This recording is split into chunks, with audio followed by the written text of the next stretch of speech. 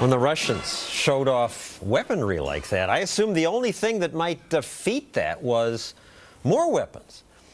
And yet, Reason Magazine editor Matt Welch says that is not what happened. I thought that was what brought the Soviet down.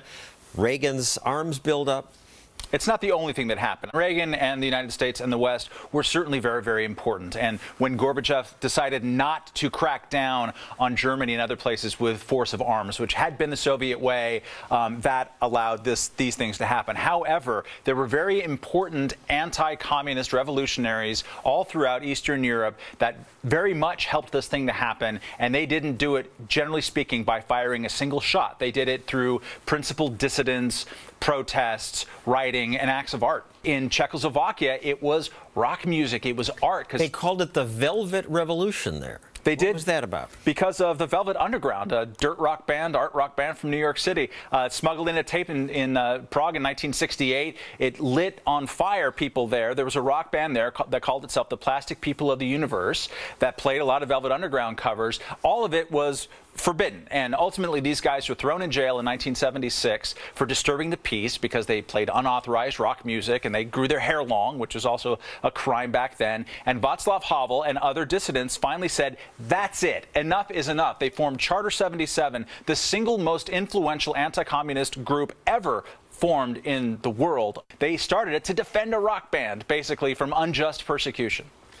In East Germany, Bruce Springsteen was allowed to perform, and he sang Born in the USA. And look at the size of the crowd that was there. I'm amazed they allowed this. This helped bring freedom to East Germany? I would argue that it did. And when you see the liberating kind of force of rock and roll music and all these East Germans singing Born in the USA. Singing Born in the USA and saying they wanted to tear down these barriers, which meant the wall in Berlin. You did stories on the effect of Dallas on Romania. Yes. What do you mean? So in Romania, they only had 4 hours of television a day. 2 hours, generally speaking, was Dallas. They proved it because it was going to show the excess of the evil decadence, just like Bruce Springsteen's going to show, just like they would show, you know, Woody Guthrie, or they would show things that were critiques of the American system. And what people who live in captive countries see this as, like, oh my gosh, these people actually have freedom of expression, which we don't have, and that's great. And meanwhile, look at that Cadillac. Are you kidding? Those women can drink and hold huge shopping bags and do what they want. So in Romania, Dallas was the single biggest cultural force in that entire country. The Velvet Revolution was started by students, people who were exactly my age. I went there in 1990. I was fortunate enough to see it back when, you know, the store was still called Store and there was nothing to buy there except for potatoes and onions, maybe. That revolution was very much inspired by artistry, by freedom of expression, and these types of things. One last example of nonviolent resistance to communism occurred in Estonia. People in that country suffered horribly under Soviet oppression.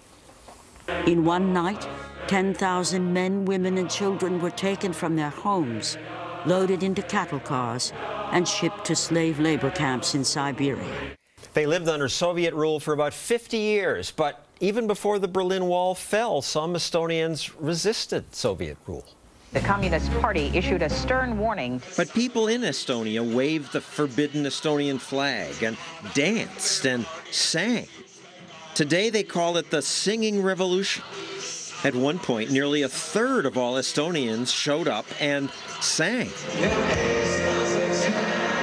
The Soviets tried to stop this protest by sending troops to seize the radio station. But Estonians linked arms and delayed the soldiers. Eventually, the soldiers backed off. Just people saying no more. Yeah. What happens is when enough people just say, forget it, I'm no longer going to listen to what you're telling me both to do and to not do. That is, as Václav Havel predicted during communism back in 1975, that moment becomes when everything is exposed as being a thin, thin tissue, and suddenly people can break through and express their own freedom.